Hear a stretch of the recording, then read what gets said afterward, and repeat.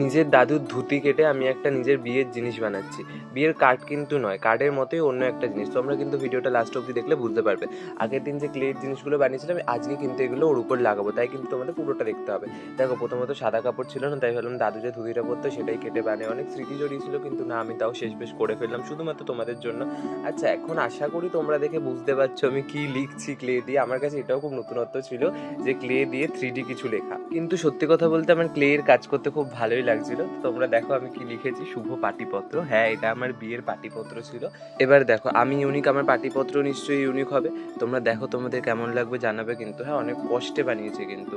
এ দেখো, প্রথমে ভালো করে পাটিপত্রের রং করে নিই, বেস কালার। আর ক্লের যে কাজগুলো ছিল, থালাবাটি গ্লাস না, থালাবাটি গ্লাস না, থালা জিনিসপত্র সব কালার করে নিয়েছি। দিয়ে কালার করে পরে ওগুলোর উপর লাগাবো, তোমরা সেগুলো দেখবে। থালার মধ্যে একটু একটু কলকা করে নিয়েছি, এই যে লিখছিলাম শুভ পাটিপত্র। আর নেক্সট পার্টটা চলে আসবে পরের দিন, আর ওটা দেখে তোমরা জানাবে।